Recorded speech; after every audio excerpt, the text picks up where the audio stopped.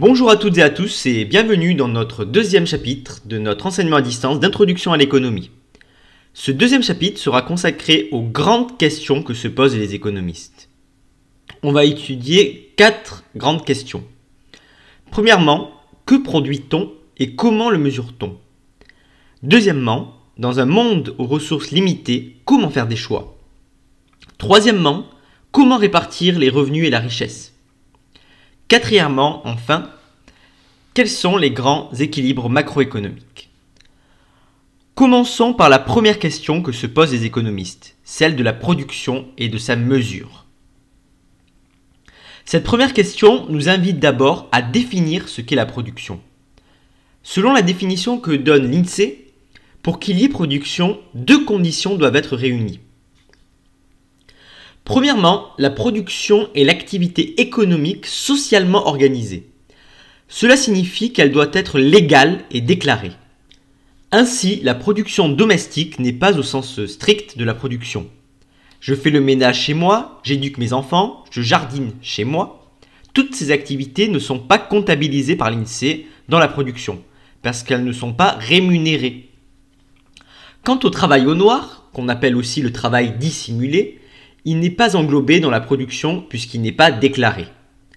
Deuxième critère de la production selon l'INSEE, l'activité doit créer des biens et des services. Le bien est un produit matériel alors que le service est un produit immatériel. Par exemple, une paire de chaussures est un bien, une baguette de pain est un bien, alors qu'une coupe de cheveux chez votre coiffeur ou un cours d'introduction à l'économie est un service. On peut distinguer différents types de biens et de services. Une première différence peut être faite entre biens ou services de consommation et biens ou services de production. Les biens et services de consommation sont les produits directement utilisés par le consommateur. Par exemple, pour un ménage, 1 kg de tomates est un bien de consommation. Les biens et services de production sont les produits réutilisés dans le processus de production afin de contribuer à la production d'autres produits. Par exemple, pour une entreprise produisant du ketchup, 1 kg de tomates est un bien de production puisqu'il va être transformé pour produire ce ketchup. Parmi les biens et services de production, on distingue les biens et services intermédiaires et les biens et services d'investissement. Les biens et services intermédiaires sont des biens de production consommés et donc détruits au cours du processus de production. Matières premières, produits semi-finis, certains types de services comme l'entretien des locaux, etc. Au contraire, les biens et services d'investissement sont des biens et services de production ayant une longue durée d'utilisation ou dont les effets durent sur plusieurs cycles de production. Par exemple, les machines, les bâtiments, certains types de services comme la formation du personnel ou la recherche du développement font partie de ce type de biens. On peut également différencier la production marchande et la production non marchande. La production marchande est celle réalisée en vue d'être vendue sur un marché. Dans ce cas, le prix de vente doit couvrir au moins son coût de production. La production marchande est donc réalisée dans un but lucratif par des entreprises. La production non marchande est celle qui est fournie gratuitement ou quasi gratuitement, c'est-à-dire à un prix inférieur à son coût de production. Elle est donc le résultat des activités qui ne se font pas dans un but lucratif, celles des administrations publiques ou des institutions sans but lucratif au service des ménages, ISBLSM, comme les syndicats, les partis politiques ou les associations. Donc, nous pouvons voir que la production comprend une diversité d'éléments. Une question liée à cette première question est celle de la mesure de la production. Pour mesurer la production, on peut prendre comme point de départ la notion de valeur ajoutée. Pour comprendre cette notion, prenons un exemple. Prenons une fabrique de jouets traditionnels en bois. Elle a acheté au cours de l'année des planches, de la peinture et des clous, disons pour un montant total de 300 000 euros. En fin d'année, par l'effet du travail de ses salariés, elle a produit des jouets pour un chiffre d'affaires d'1 million d'euros. Quelle est la richesse créée par cette entreprise ? On ne peut pas dire que la richesse créée par cette entreprise est de 1 million d'euros. Car à cette somme, il faut retirer le coût des consommations intermédiaires, c'est-à-dire les biens et services achetés par cette entreprise à d'autres entreprises et détruits ou transformés au cours du processus de production. Dans notre exemple, les consommations intermédiaires de l'entreprise en question sont les planches, peintures et clous. Au final, la valeur ajoutée s'élève donc à 1 million d'euros moins 300 000 euros, ce qui fait donc 700 000 euros. Donc la valeur ajoutée permet de mesurer la richesse créée au niveau d'une unité productive. Mais qu'en est-il au niveau d'un pays ? Au niveau d'un pays, on parle de produit intérieur brut, PIB, qui correspond à la somme des valeurs ajoutées de toutes les unités productives d'un territoire. Cependant, le PIB a fait l'objet d'interrogations de la part des économistes. Le PIB est-il un indicateur pertinent de mesure des richesses d'un pays ? Un PIB élevé et croissant est-il la garantie d'un mieux-être pour les individus ? C'est finalement la question des limites du PIB qui est posée. La valeur du PIB ne dit rien sur la qualité de la production additionnelle. Par exemple, que l'économie produise 100 milliards d'euros de cigarettes et d'armements nucléaires ou 100 milliards d'euros de services d'éducation, l'effet sur le PIB est identique, mais sûrement pas sur le bien-être de la population.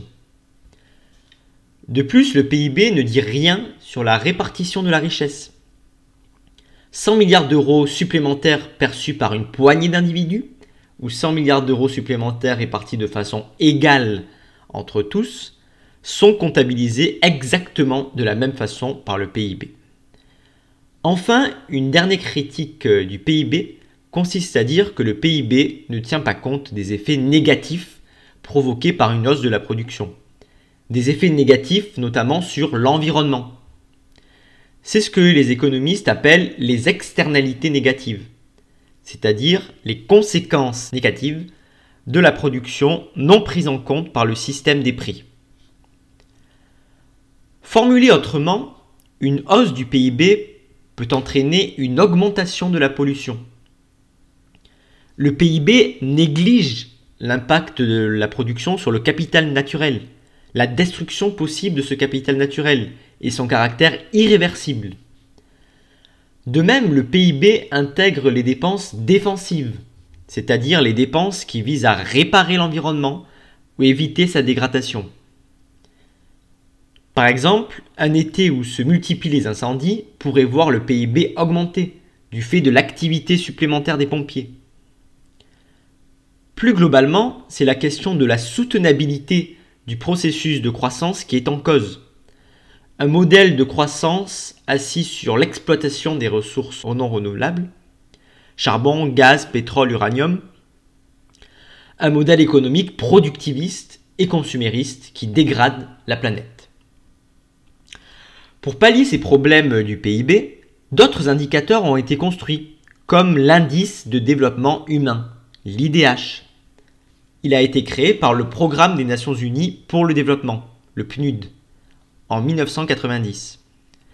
C'est un indice statistique composite, compris entre 0 et 1, qui fait la moyenne de 3 indicateurs. Un indicateur de santé ou de longévité, avec l'espérance de vie à la naissance.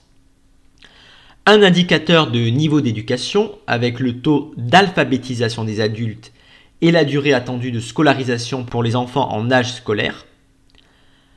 Et enfin, un indicateur de niveau de vie avec le PIB par habitant. Deuxième question que se posent les économistes, une question d'ordre microéconomique, et que nous allons maintenant étudier. Dans un monde aux ressources limitées, comment faire des choix ? Comme nous l'avions vu dans le premier chapitre, l'école néoclassique se fonde sur le principe de rareté des ressources. C'est-à-dire que vous ne pouvez pas toujours avoir tous ceux que vous désirez.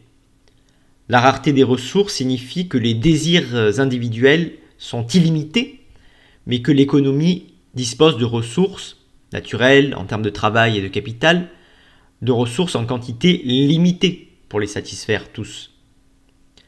Par conséquent, les ménages doivent faire des choix. Les ménages subissent deux types de contraintes.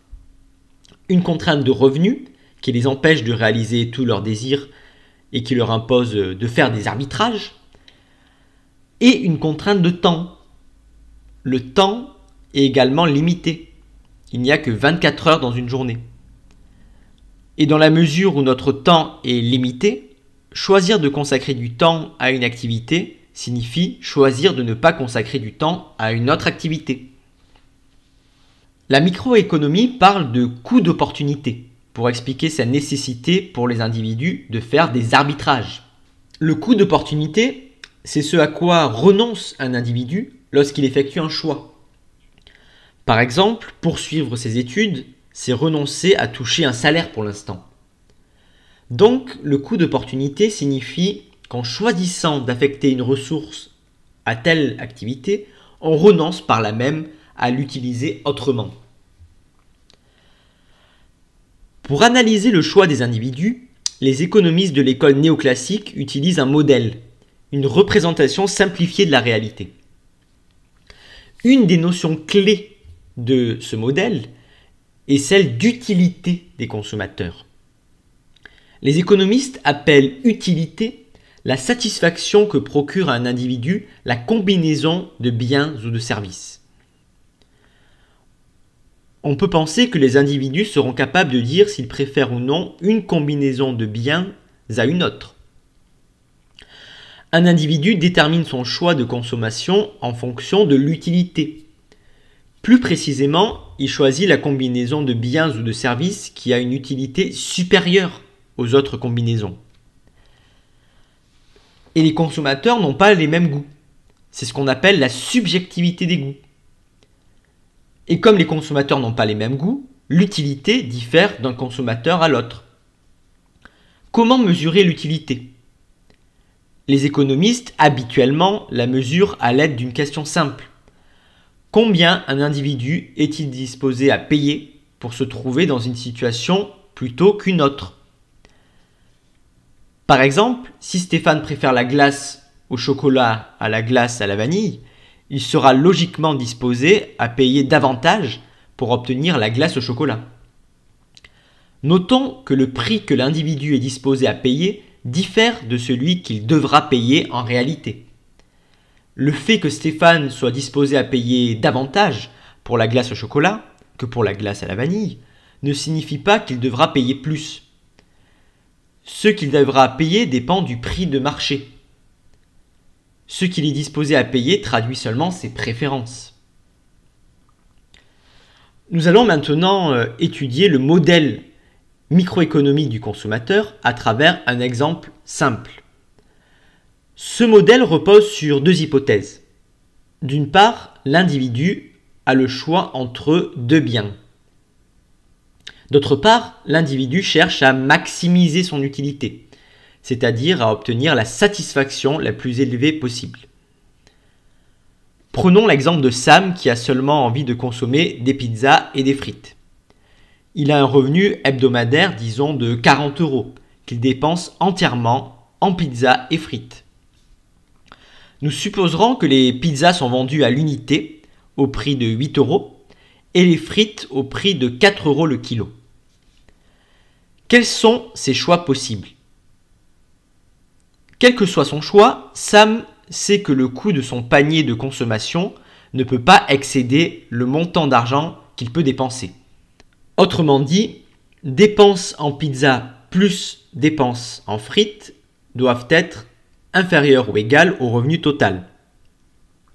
Cette équation d'après laquelle un consommateur doit choisir un panier de consommation qui ne coûte pas plus cher que son revenu total est appelée contrainte budgétaire. C'est une manière simple de dire que les consommateurs ne peuvent pas dépenser plus que le revenu total dont ils disposent. À partir des prix du marché des pizzas et des frites, et compte tenu du revenu de Sam de 40 €, on peut construire le tableau suivant qui synthétise différents paniers de consommation. Les paniers de consommation dans ce tableau correspondent aux différentes compositions possibles de pizzas et de frites pour un prix total égal à 40 €.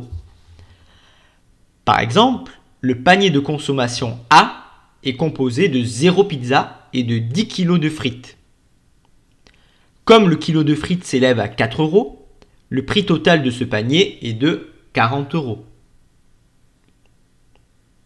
A l'inverse, le panier de consommation F n'est composé que de pizzas, de 5 pizzas. Comme la pizza coûte 8 € l'unité, le prix total de ce panier est de 40 € également.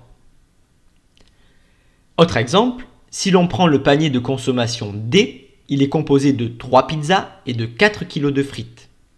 Le prix total est là aussi de 40 €. À partir de ce tableau, on peut construire un graphique que voici. La droite en bleu est appelée droite de budget. Elle représente toutes les combinaisons possibles de quantité de frites et de pizzas que Sam peut acheter s'il dépense tout son revenu. C'est également la frontière entre l'ensemble des paniers de consommation accessibles, ce qu'on appelle les possibilités de consommation, et ceux qui ne sont pas accessibles. Les possibilités de consommation se trouvent à gauche de la droite de budget. Ce sont les combinaisons de consommation accessibles puisqu'ayant un coût inférieur au budget. Elles sont représentées en vert sur notre graphique. Les combinaisons de consommation inaccessibles ayant un coût supérieur au budget se trouvent à droite de la droite de budget. Elles sont représentées en rouge sur notre graphique. Ce graphique, néanmoins, ne permet pas de savoir quel sera le choix de Sam, car ce choix dépend de ses goûts, de son utilité. Nous voulons donc trouver le panier de consommation, c'est-à-dire le point sur la droite de budget, qui maximise l'utilité de Sam. Ce panier est appelé le panier de consommation optimal de Sam. Le tableau suivant indique comment varie son utilité totale à mesure qu'il se déplace vers le bas, le long de sa droite de budget. Prenons le panier A, qui comprend 10 kg de frites et aucune pizza. L'utilité des pizzas, c'est-à-dire la satisfaction que retire Sam des pizzas, est logiquement égale à 0, puisqu'il n'y a aucune pizza dans ce panier. L'utilité que retire Sam de la consommation de 10 kg de frites est de 56,7. Il n'y a pas ici d'unité. Autre exemple, le panier de consommation E, qui associe 4 pizzas pour une utilité de 34 et 2 kg de frites pour une utilité de 21,4, a une utilité totale de 55,4. Donc 34 plus 21,4. Alors quel sera le choix de Sam ? Son choix se portera sur le panier de consommation C, qui maximise son utilité totale, soit 72. 25 d'utilité pour les pizzas et 47 d'utilité pour les frites. Le panier C qui associe donc, comme on le voit, 2 pizzas et 6 kg de frites. À partir de ce modèle, on peut également s'intéresser à la notion d'utilité marginale, c'est-à-dire la satisfaction supplémentaire apportée par la consommation d'une unité supplémentaire d'un bien ou d'un service. Pour expliquer ce concept, penchons-nous sur l'exemple de Sam et des pizzas. Comme on peut le voir dans ce tableau, l'utilité marginale va se situer entre les lignes. Alors pourquoi entre les lignes ? Parce qu'elle se mesure en rajoutant une unité supplémentaire de pizza, en passant par exemple de 0 pizza à 1 pizza, donc du panier de consommation A au panier de consommation B. Alors quand on passe de 0 à 1 pizza consommée, l'utilité de Sam passe de 0 à 15. Donc l'utilité marginale est de 15. Quand on passe de 1 à 2 pizzas consommées, l'utilité passe de 15 à 25. Donc l'utilité marginale est de 10. Quand on passe de 2 pizzas à 3 pizzas consommées, l'utilité, comme on le voit, passe de 25 à 31. Donc l'utilité marginale est de 6, et ainsi de suite. On peut donc constater que l'utilité marginale est décroissante avec les quantités consommées. Plus Sam consomme de pizza, plus son utilité marginale diminue. C'est-à-dire que moins chaque unité supplémentaire procure de satisfaction. Comment expliquer cela ? C'est assez simple à comprendre. Si Sam a très faim, la première portion de pizza va lui paraître délicieuse. Les portions suivantes vont lui paraître agréables. Mais au fur et à mesure qu'il mange, sa faim est de moins en moins intense. Chaque nouvelle portion de pizza lui procure une utilité marginale plus faible que la portion précédente. Quand l'utilité marginale d'une portion de pizza devient nulle, Sam s'arrête de manger. Sinon, les portions de pizza supplémentaires deviennent désagréables et leur utilité marginale devient alors négative. Léon Walras, l'un des fondateurs de l'économie néoclassique, résumait l'utilité marginale décroissante en disant d'ailleurs « plus je mange, moins j'ai faim ».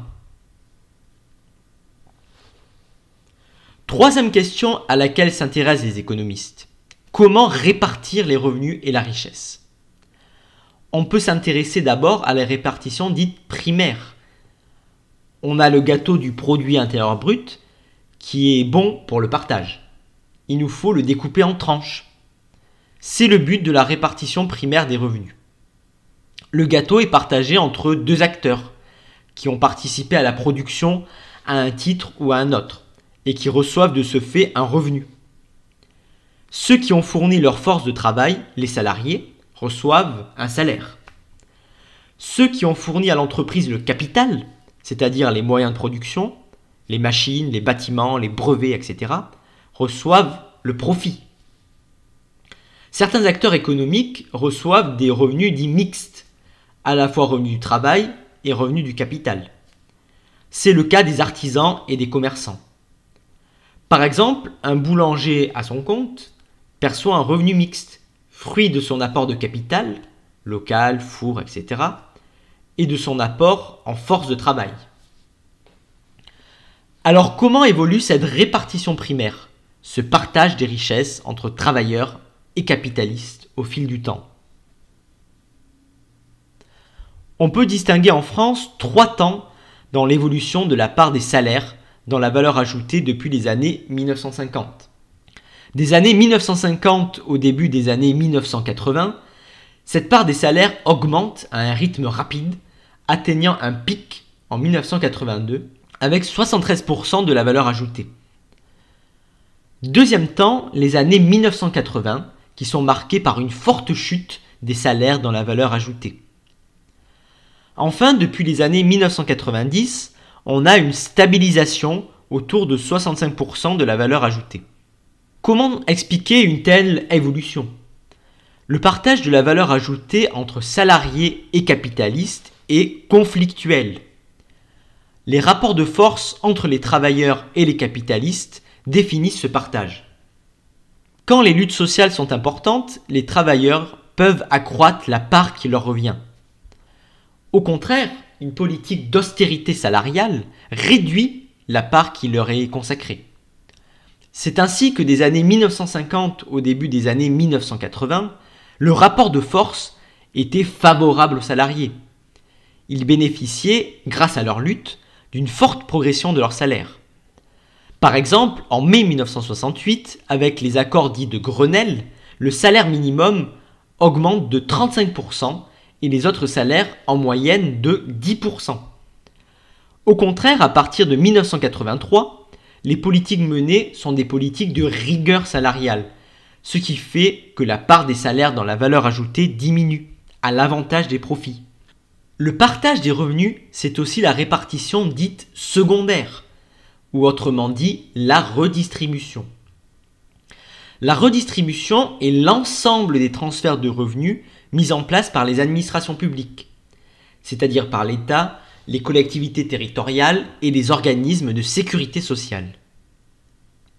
Cette redistribution est permise par les prélèvements obligatoires, c'est-à-dire les impôts, taxes et cotisations sociales, qui financent les prestations sociales, appelées aussi revenus de transfert.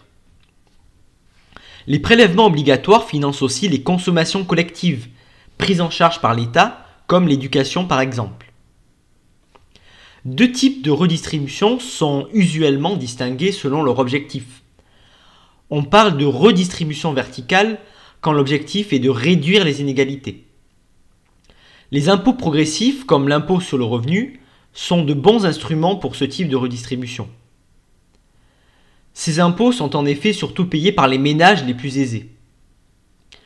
Autre exemple de redistribution verticale, le revenu de solidarité active, le RSA, qui s'adresse aux personnes ayant de faibles ressources.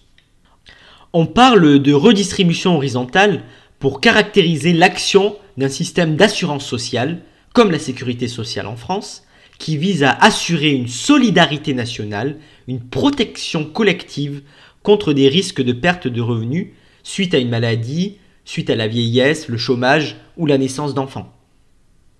On parle alors de risques sociaux. Les transferts de revenus ne se font pas alors forcément des riches vers les pauvres, mais des valides vers les malades ou les handicapés, des actifs vers les retraités, des travailleurs vers les chômeurs, etc. En France, une grande partie, un peu moins de 2/3, de cette protection sociale est financée par les cotisations sociales, payées par les salariés et leurs employeurs. La quatrième et dernière question que se posent les économistes est celle des grands équilibres macroéconomiques. Voyons d'abord la notion d'équilibre emploi-ressources. La comptabilité nationale, élaborée en France par l'INSEE, enregistre dans un cadre comptable toutes les opérations des agents résidents pendant une année. Elle le fait selon le principe de la partie double, qui signifie que toute dépense, qu'on appelle emploi, pour un agent, est une source de revenus, appelée ressources, pour un autre. On arrive donc obligatoirement à un équilibre final entre tous les emplois et toutes les ressources. Plus précisément, les opérations sur les biens et services décrivent l'origine, donc les ressources, et l'utilisation, donc les emplois, des biens et services disponibles dans une économie.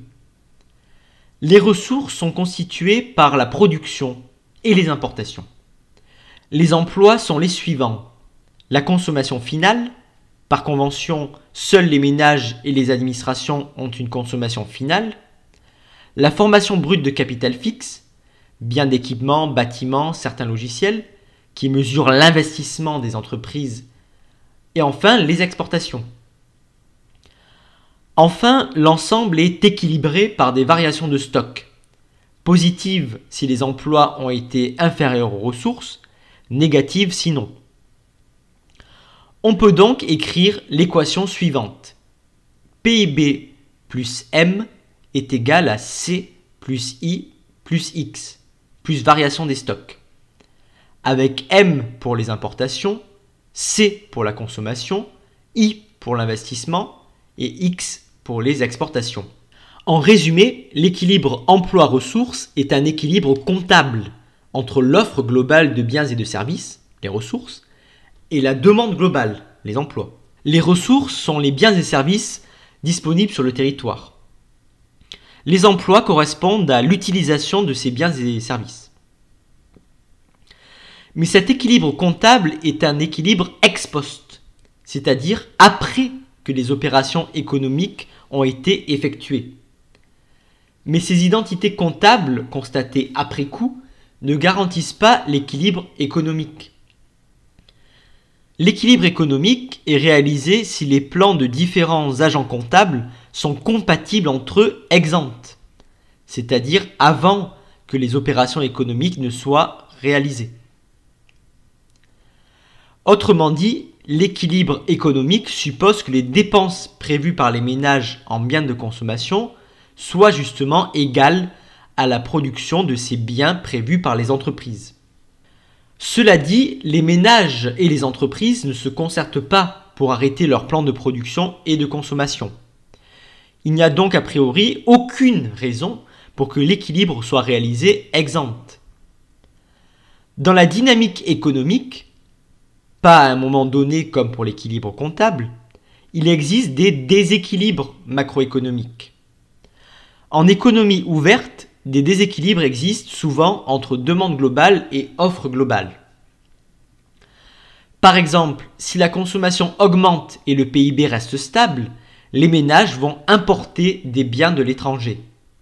Les importations augmentent, ce qui pourrait produire un déséquilibre commercial, les importations étant alors supérieures aux exportations. Autre déséquilibre, si l'offre globale est supérieure à la demande globale, on a une crise de surproduction qui provoque la récession et du chômage. Enfin, si au contraire la demande globale est supérieure à l'offre globale, c'est la surchauffe de l'économie, engendrant de l'inflation, c'est-à-dire une hausse générale du niveau des prix. Et voilà, c'est fini pour ce chapitre qui concernait les grandes questions que se posent les économistes. La question de la production, la question de la consommation, la question de la répartition des richesses et enfin la question des équilibres macroéconomiques.